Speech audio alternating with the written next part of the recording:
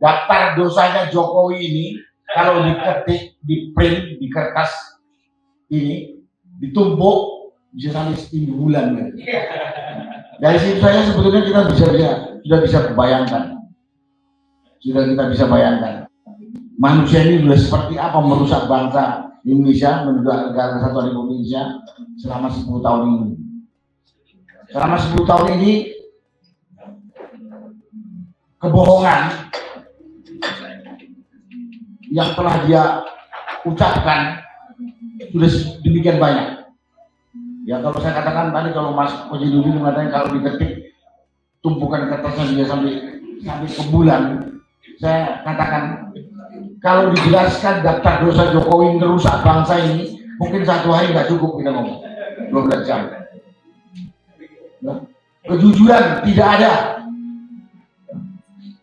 keadilan tidak ada, kejoliman dan kebiadaban luar biasa. Kebohongannya kita udah nggak perlu lagi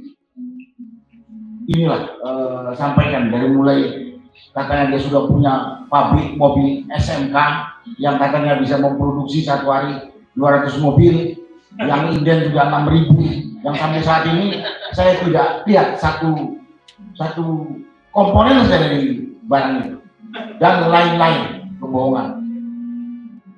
Dan lain-lain kebohongan, banyak sekali kebohongan itu. Dari katanya anaknya nggak tertarik di dunia politik, cukup bisnis kecil-kecilan dan lain sebagainya. Memang kita menghendaki sebenarnya sebelum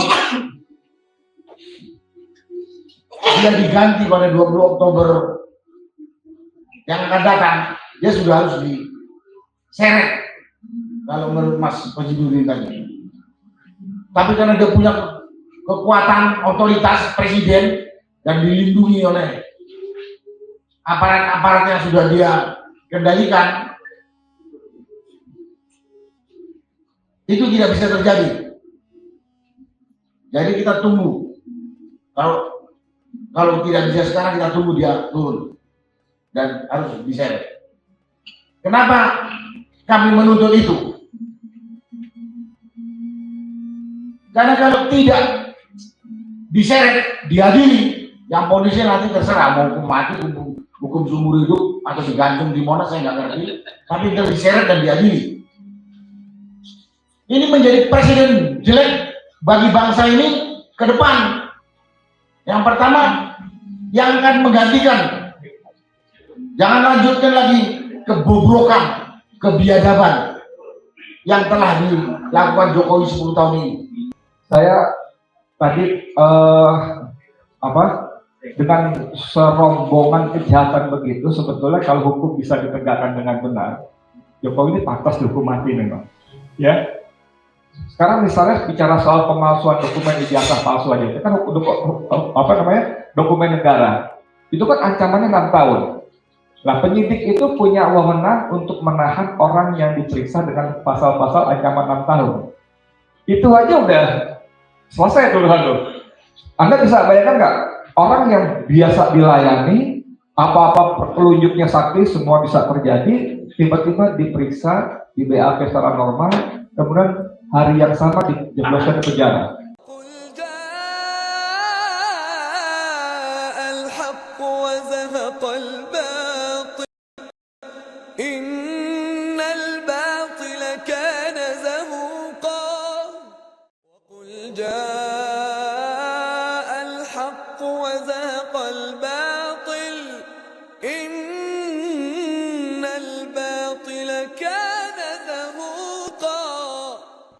Assalamualaikum warahmatullahi wabarakatuh.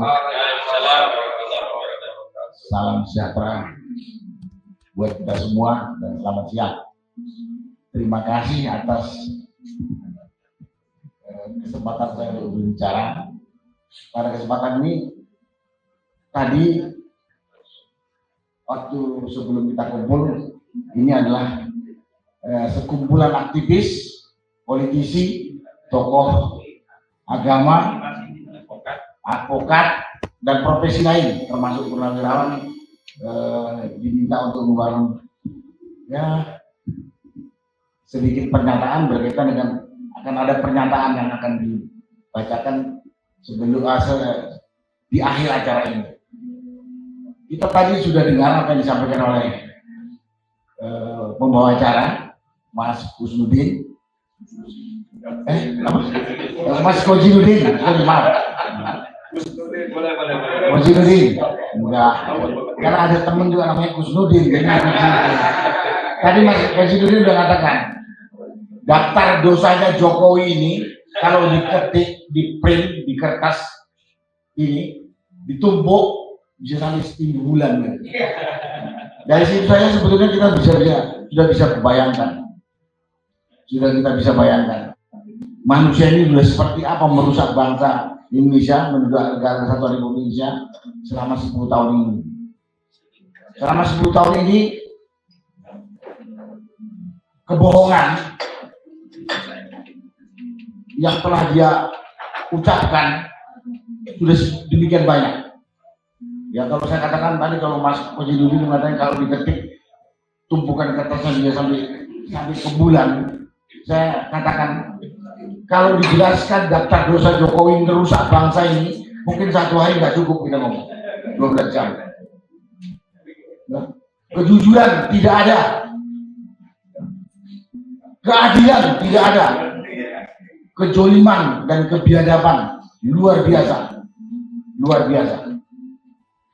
Kebohongannya kita udah nggak perlu lagi sampaikan, dari mulai katanya dia sudah punya pabrik mobil SMK yang katanya bisa memproduksi 1 hari 200 mobil, yang inden juga 6.000, yang sampai saat ini saya tidak lihat satu komponen dari barang itu, dan lain-lain kebohongan. Banyak sekali kebohongan itu. Dari katanya anaknya nggak tertarik di dunia politik, cukup bisnis kecil-kecilan dan lain sebagainya. Kemudian kejoliman. Nanti mungkin Mas Aziz Januari akan bisa jelaskan itu. Tapi saya ada di dalam kelompok itu waktu kasus pembunuhan di kilometer 50. Tapi menurut saya bukan itu saja. Kematian petugas KPPS yang 800-an lebih itu tidak ada pengusutan. Kasus Stadion Kanjuruhan di Malang yang lebih dari 130-an tidak ada pengusutan yang jelas. Itu adalah satu pengabaian terhadap tanggung jawab kepala negara terhadap kematian rakyatnya. Kemudian kebohongan lain yang luar biasa, merubah undang-undang dan segalanya, dan luar biasa. Karena itulah pada kesempatan hari ini katanya 30 hari lagi Jokowi atau Joko Widodo berkuasa, kita bersuara. Memang kita mengendaki sebenarnya sebelum dia diganti pada 20 Oktober yang akan datang, dia sudah harus diseret kalau menurut Mas Kojinudin tadi. Tapi karena dia punya kekuatan otoritas presiden dan dilindungi oleh aparat-aparat yang sudah dia kendalikan, itu tidak bisa terjadi. Jadi kita tunggu. Kalau tidak bisa sekarang, kita tunggu dia turun dan harus diseret. Kenapa kami menuntut itu? Karena kalau tidak diseret, diadili, yang ponisnya nanti terserah mau hukum mati, hukum seumur hidup, atau digantung di Monas, saya nggak ngerti. Tapi kita diseret dan diadili. Ini menjadi presiden jelek bagi bangsa ini ke depan. Yang pertama, yang akan menggantikan, jangan lanjutkan lagi kebobrokan, kebiadaban yang telah dilakukan Jokowi 10 tahun ini. Sekali lagi, pada kesempatan ini sebenarnya kami menyentil atau mengingatkan rejim yang akan menggantikan, jangan membiarkan kebiadaban yang telah dilakukan oleh Jokowi. apalagi mengikuti kebijakan yang dilakukan Jokowi yang daftarnya bisa diminta di sini berapanya itu. Dan kepada rakyat Indonesia, saudara-saudara sebangsa dan setanah air saya yang saya cintai, ke depan kalau negara kita masih negara demokrasi seperti sekarang ini, pada kesempatan yang namanya pemilihan umum, baik pemilihan anggota legislatif ataupun pemilihan presiden ataupun pemilihan kepala daerah, pilihlah pemimpin yang punya track record jelas. Jangan hanya karena dikasih amplop dan dikasih bansos kamu pilih itu orang. Seperti ini sekarang. Ini seperti ini. Apa kita mau menderita berkepanjangan? Kasihan anak cucu kita nanti. Dan kita berdosa kepada founding fathers negeri kita yang telah mendirikan NKRI dengan cita-cita yang begitu mulia, begitu luhur. Dirubah-rubah, undang-undang dasar dirubah, undang-undang yang lain segala macam dirubah. Semuanya untuk kepentingan Jokowi dan rejimnya. Dan pada kesempatan ini juga, ya para begundalnya Jokowi, tolong buka mata hati. Ada, kalau yang masih menjunjung tinggi Jokowi ini, silakan banding-bandingkan apa sih manfaatnya Jokowi 10 tahun dan apa mudaratnya Jokowi 10 tahun. Jadi pada kesempatan ini sebenarnya kalau saya diminta ngomong, intinya itu. Kepada penggantinya, nanti saya tidak tahu siapa penggantinya. Jangan ikutin ini kebiadaban yang telah dilakukan Jokowi. Karena saya khawatir Indonesia itu NKRI ini pecah belah. Sekarang sudah terasa sekali. Saya sebagai bekas tentara, saya ingat di era Pak Harto itu persatuan kerukunan yang namanya SARA itu sangat dijaga. Saat ini sengaja digunakan sebagai alat pemecah belah. Saya khawatir pecah beneran kita nanti. Khawatir pecah bener nih. Itu intinya. Jadi kepada rejim berikutnya atau pemerintah berikutnya,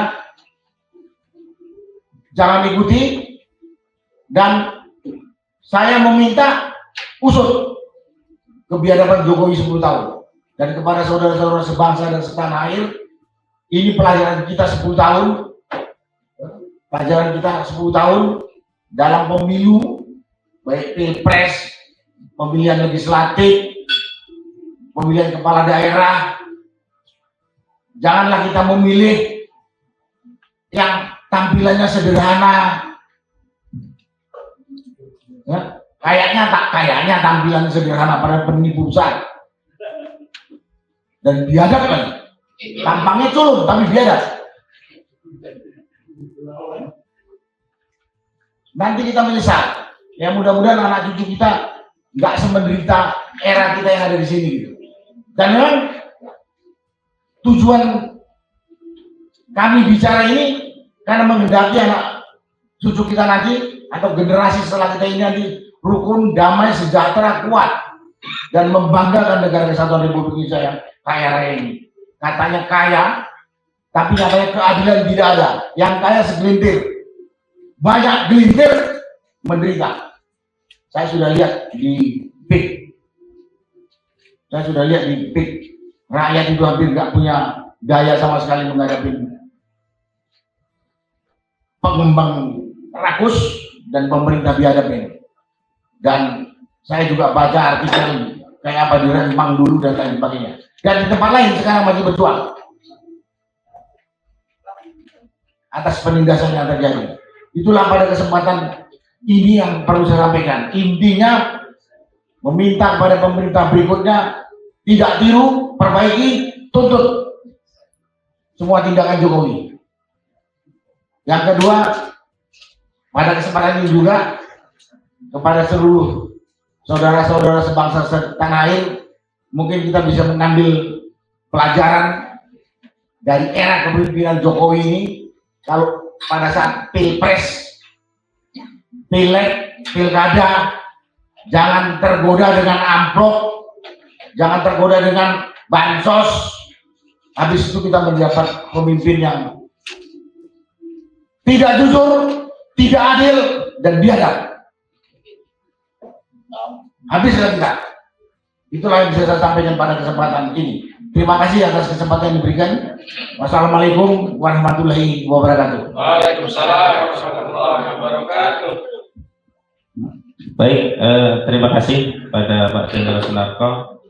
Dan saya hanya mensindir saja kebijakan terakhir Saudara Jokowi ini tidak saja menjual aset ya, tetapi kedaulatan. Karena ekspor pasir laut yang terakhir itu kan bukan hanya mengurangi pasir kita dibawa ke luar negeri, tapi menambah wilayah kedaulatan negara lain yang menjadi tetangga kita, dalam hal ini Singapura. Artinya ini sudah masalah kedaulatan, tapi dia mengomentari dengan sangat meledek kita. Itu bukan pasir laut, itu sedimen. Walaupun di sedimen itu ya wujudnya pasir laut. Kan ini luar biasa membuat kita luar biasa. Bukan mudik, Oh iya, bukan mudik, tapi pulang kampung. Baik, selanjutnya kepada Bang Edi Mulyadi.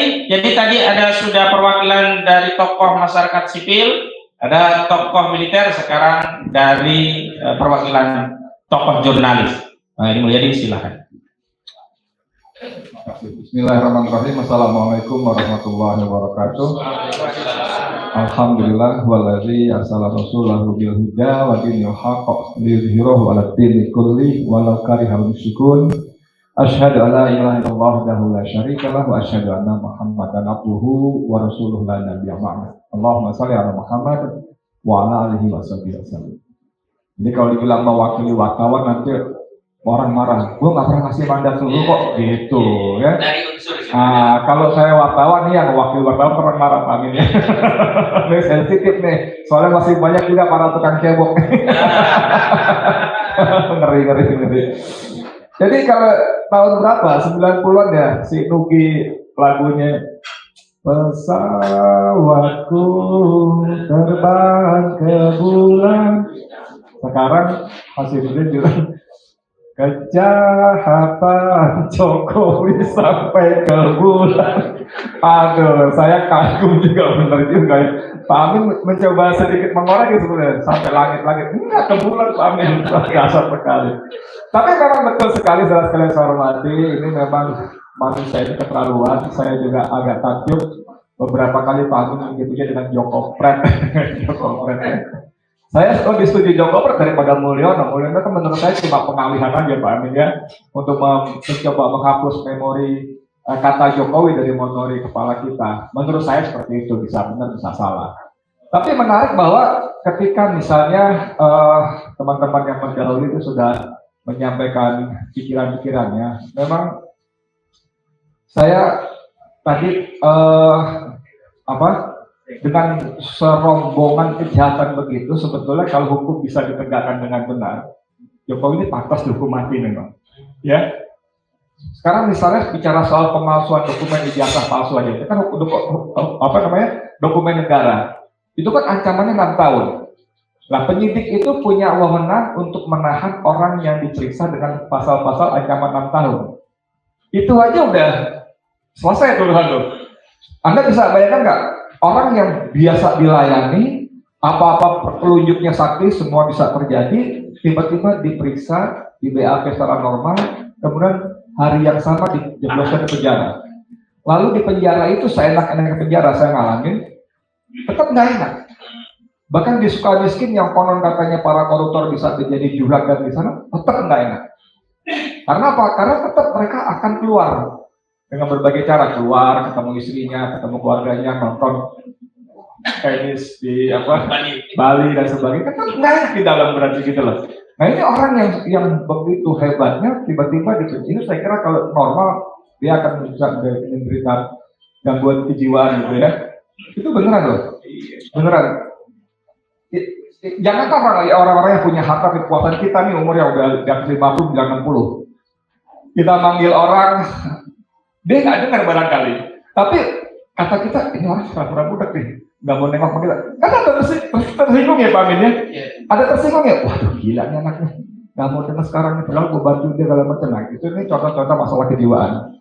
Tapi saya ingin langsung saja ke yang tadi ekspor pasir. Ini memang penting betul ya. Jadi begitu ada kabar Jokowi melegalkan ekspor pasir yang sudah 20 tahun dilarang di era SBY dan Megawati dan SBY, itu kan kemudian Susi Pujiastuti, mantan Menteri Kelautan dan Perikanan, itu posting di akun Twitternya, ada ikon orang nangis. Lalu dia juga ada postingan di laut akan marah dan kemarahan itu akan menghukum kalian. Atau itu video baru atau lama diangkat lagi dalam konteks itu. Tapi artinya memang ini memprihatinkan. Wahana lingkungan hidup kalau nggak salah WALHI itu menghitung ada 600 triliun loh dari nilai ekspor pasir laut itu. Kemana uangnya, untuk siapa? Sehingga sebagai netizen mengatakan ini untuk modal dia lari. Makanya dia berkantor di IKN supaya gampang lari. Walaupun di Karanganyar saya udah lewat di Karanganyar, lokasi udah lewat. Sempat berhenti sebentar, memang itu udah dipakai jadi nggak bisa kelihatan 12.000 meter. Yang kata Bupati Karanganyar Basuki itu nilai per meternya 1,5 juta. Pokoknya nilai total itu sekitar 180 miliar. Sudah saya hitung. Tanahnya itu 180 miliar. Padahal negara memberikan hak kepada presiden, mantan presiden, rumah berikut isinya, sopirnya, kendaraannya. Luar biasa. Dan bahwa seorang pejabat mantan era Pak Harto mengatakan para presiden sebelumnya tidak pernah seluas itu. 12.000. Ini Pak Amin kan mantan ketua MPR, mungkin juga lebih paham daripada kita semuanya. Kembali soal pasir laut tadi, Pak. Seperti kata Hamad tadi kan, itu begitu dikeruk pasirnya, pulaunya tenggelam. Jadi itu terjadi untuk Pulau Nipah. Pulau Nipah itu tidak ada. Nah, ironisnya hukum internasional kita itu batas wilayah kedaulatan negara itu 200 mil laut dari bibir pantai. Zona ekonomi eksklusif 200 mil laut. Nah, kalau pulau kita tenggelam, berarti kan batasnya mundur ke pulau yang belakangnya. Ya kan? Yang masuk ke orang luar. Nah, mundur. Oke. Pada saat sama, pasirnya dikirim ke Singapura untuk reklamasi laut. Nambah wilayah. Sehingga daratan mereka melebihi lebih luas. Akibatnya apa? Kalau daratan lebih luas, garis pantainya maju lagi dan zona ekonomi eksklusifnya maju ke kita. Jadi kejahatan Jokowi ini saya kira bukan cuma sampai ke bulan ini. Kalau dia menjual sumber daya alam, mineral segala macam, itu serakah, rakus, gerigi dan sebagainya. Oke ya.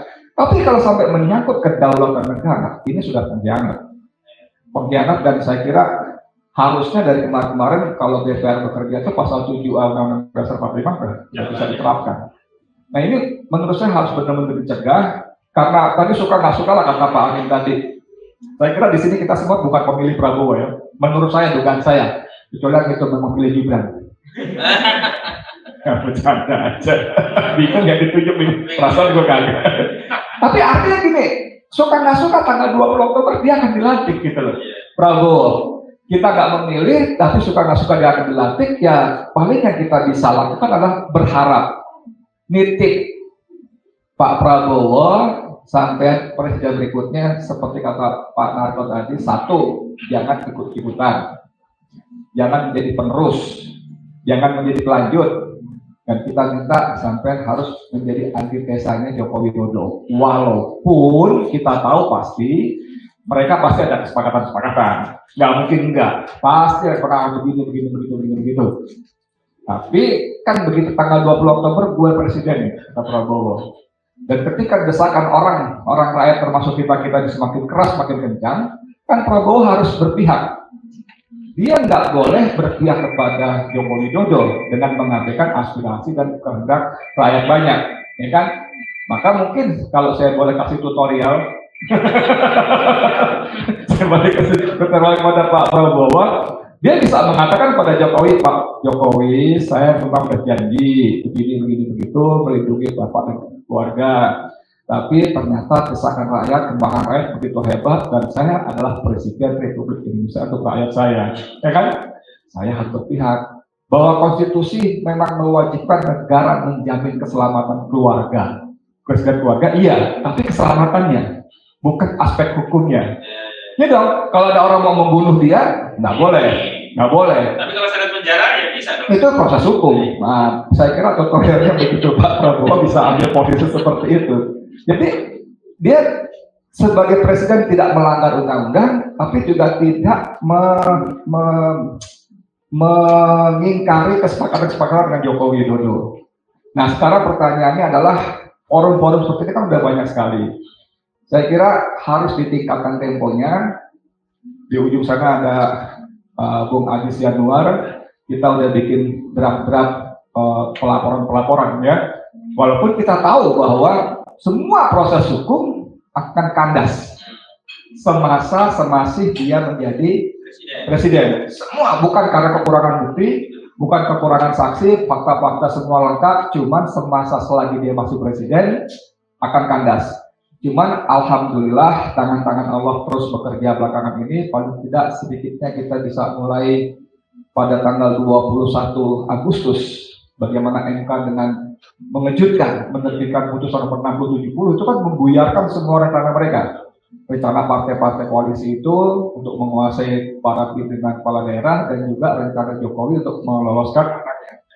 Nah, ini kan menjadi bukti bahwa satu persatu baik individu maupun institusi melepaskan diri dari pengaruh cengkeraman Joko Widodo. Dan kalau kita ngomong lagi kisah pilkada di Jakarta itu juga potret bagaimana Kim pun sudah mulai satu-satu lepas, sehingga Ridho itu harus ngemis-ngemis suara anak abah gitu loh. Karena kan gosipnya macam-macam tuh, dari mulai kemauan tiba-tiba Prabowo berubah, kemudian begini begitu, itu cerita menarik di sisi yang lain, tapi itu bagaimana orang mulai melepaskan diri.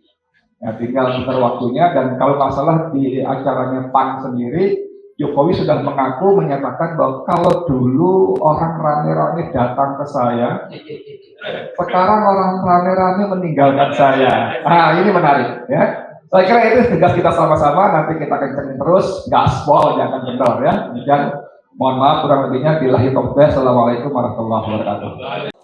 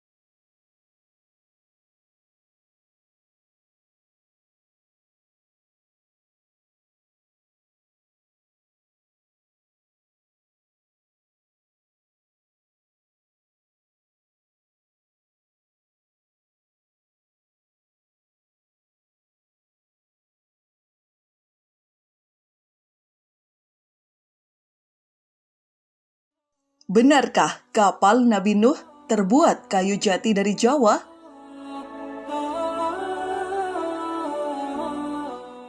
Assalamualaikum warahmatullahi wabarakatuh.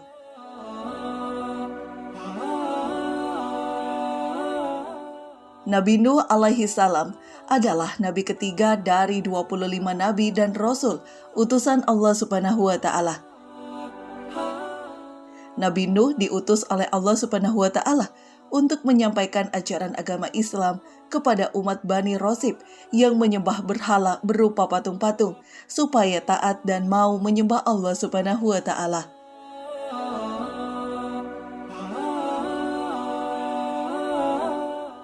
Kisah Nabi Nuh terkenal dengan kisah kapalnya yang berfungsi untuk mengarungi banjir besar. Namun di luar bahteranya terdapat hikmah dan pelajaran yang bisa diambil dari kisah Nabi Nuh.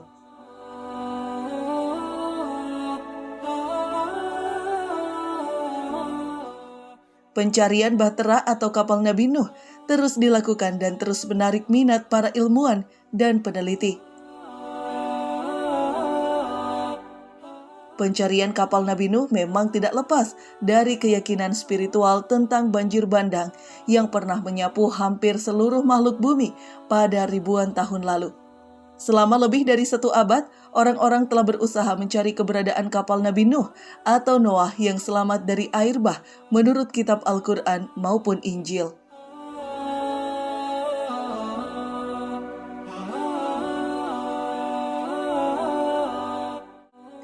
Di video kali ini, channel Revolusi Akhlak membahas mengenai pencarian bahtera Nabi Nuh.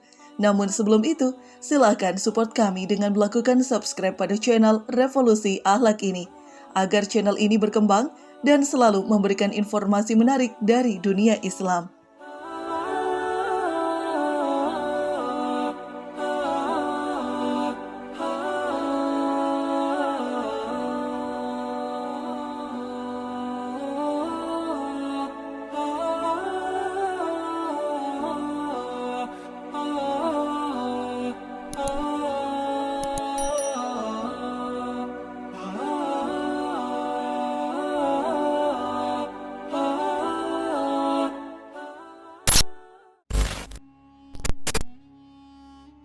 Tentang Nabi Nuh.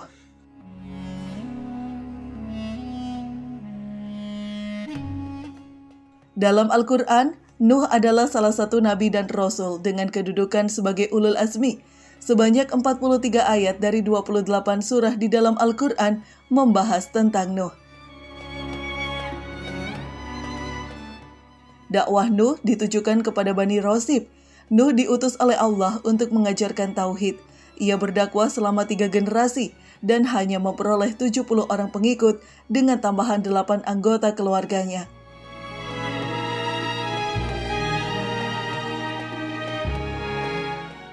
Dikarenakan Nuh gagal mengajak kaumnya untuk menyembah Allah, Allah pun menimpakan banjir bandang untuk menghabisi seluruh manusia di muka bumi. Kisah banjir bandang disebutkan dalam beberapa ayat di surah Nuh dan surat Hud.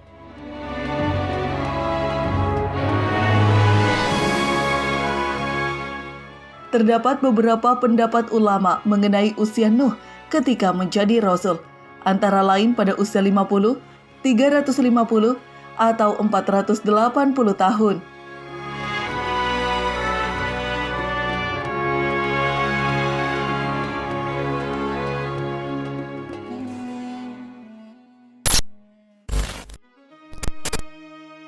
Benarkah kapal Nabi Nuh terbuat kayu jati dari Jawa?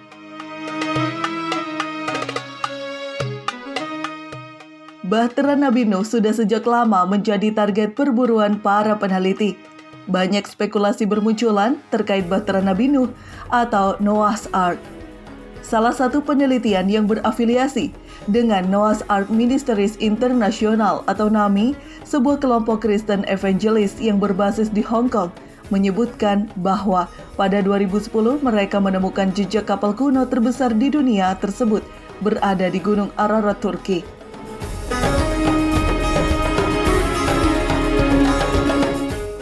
Tim dengan 15 peneliti yang menjelajahi Turki Timur ini mengklaim telah menemukan bahtera Nuh di Gunung Ararat yang terletak 13.000 kaki di atas permukaan laut. Temuan itu diperkuat oleh seorang pemburu bahtera Nuh asal California, Profesor Raul Esperante dari Geoscience Research Institute.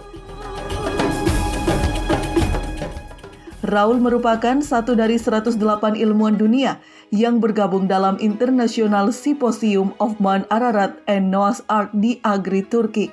Ia menyebutkan bahwa kapal Nuh tersebut memang kandas di Gunung Ararat. Kisah tentang Bahtera Nuh berasal dari bab ke-6, Book of Genesis. Itu bercerita tentang Nuh yang diperintahkan oleh Tuhan untuk membangun sebuah bahtera yang dapat membawa orang-orang beriman serta hewan jantan dan betina dari setiap binatang di wilayah tempat tinggal Nuh dari air bah.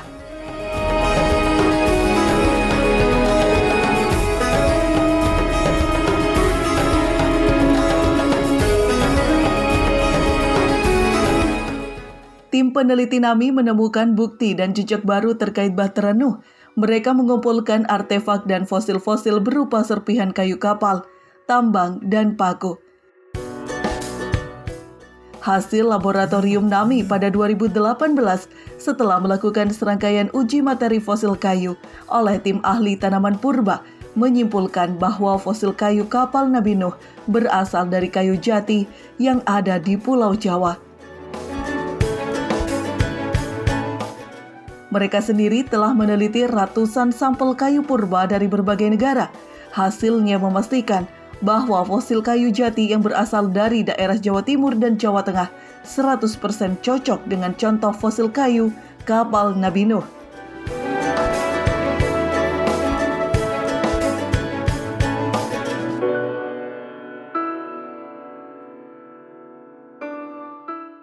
Adapun beberapa penelitian The Noah's Ark menyebut Nabi Nuh membuat kapal sangat besar di puncak gunung tak jauh dari desanya. Kapal itu sangat besar yang dapat menampung ribuan makhluk hidup, termasuk manusia dan hewan.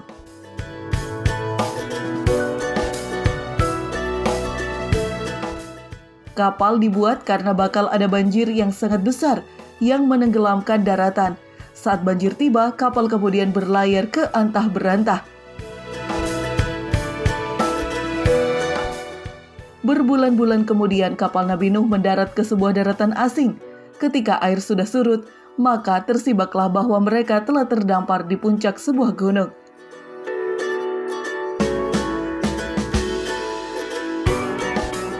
Jika fosil kayu kapal yang ditemukan itu menunjukkan berasal dari kayu jati dari Jawa, besar kemungkinan Nabi Nuh dan umatnya dahulu pernah tinggal di wilayah yang kini menjadi Indonesia, tepatnya Pulau Jawa.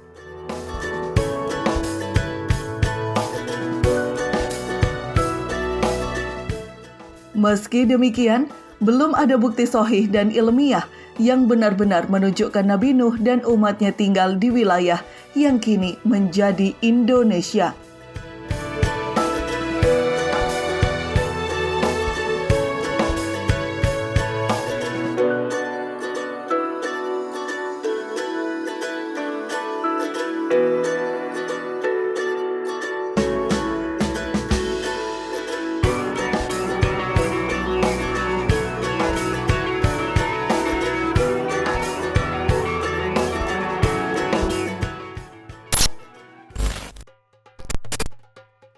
Nah, itu tadi kisah mengenai Nabi Nuh dan bahteranya yang menarik minat peneliti hingga saat ini. Mengenai temuan para peneliti di atas yang menyatakan bahwa kapal Nabi Nuh terbuat dari kayu jati Jawa ini tentu saja menuai pro dan kontra.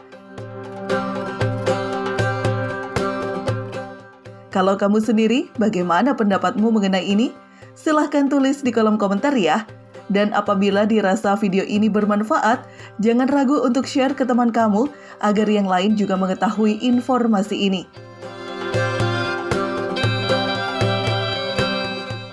Akhir kata, hanya Allah lah yang Maha Tahu. Wassalamualaikum warahmatullahi wabarakatuh.